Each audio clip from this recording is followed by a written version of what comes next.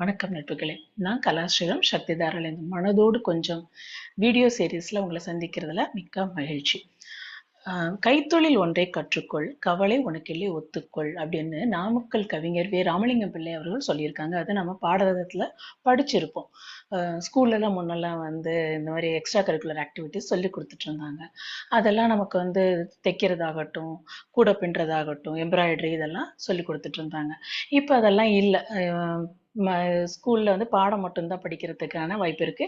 எக்ஸ்ட்ராவா இதை போய் வெளியில படிக்கிறது, இதனால பெரிய தேவை என்ன இருக்கு, அதனால நமக்கு ஒன்றும் பெருசா இது கிடையாது அப்படிங்கிற மாதிரி நமக்கு ஒரு எண்ணம் உருவாயிருச்சு ஒரு இதுல. அதனால இதை பத்தி பெருசா யாரும் எடுத்துக்கிறது இல்லை.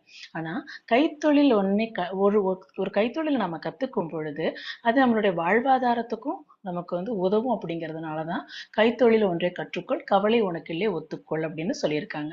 இப்ப இதையே சைக்கலாஜிக்கலி எப்படி இது பண்ணலாம் அப்படின்னா, எப்படி பார்க்குறோம் சைக்கலாஜிக்கலி அப்படின்னா, இந்த கைத்தொழில் ஒன்று நம்ம கற்றுக்கொள்ளும் பொழுது, அதை நம்ம செய்யும் பொழுது, அதுல தொடர்ந்து நம்ம ஈடுபாட்டோட செய்யும் பொழுது நம்மளுடைய ஹேண்ட் அண்ட் ஐ கோஆர்டினேஷன், கண்களுக்கும் கைகளுக்குமான அந்த ஒருங்கிணைப்பு இது மூலமா நடக்குது.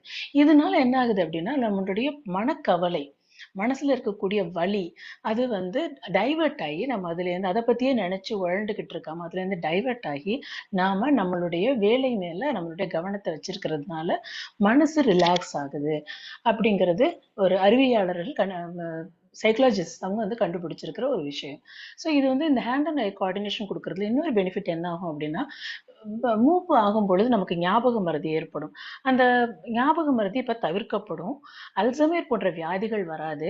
ஏன் அப்படின்னா, நம்ம இந்த கவுண்டிங், இப்ப இந்த குரோஷே பின்னும் பொழுது எவ்வளவு போடுறோம், எவ்வளவு வரிசை போடுறோம், என்னென்ன பண்றோம் அப்படிங்கிற அந்த கவுண்டிங், அதே மாதிரி எம்ப்ராய்டரிங் போது அந்த கவுண்டிங், அப்புறம் இதெல்லாம் அந்த நம்மளுடைய மைண்ட் பிரெயினை நல்லா ஆக்டிவா வச்சுக்கிறதுக்கு உதவும்.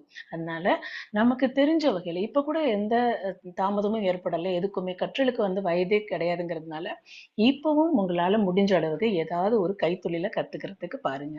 அது உங்களை ரிலாக்ஸ் பண்றதுக்கு அப்படிங்கிற அந்த ஒரு மனோபாவத்தோட அதை நீங்க செய்யுங்க. இதுதான் உங்களோட பகிர்ந்துக்கணுங்கிறதுக்காக நான் இன்னைக்கு உங்களை சந்திச்சிருக்கேன். அன்பும் நன்றியும்.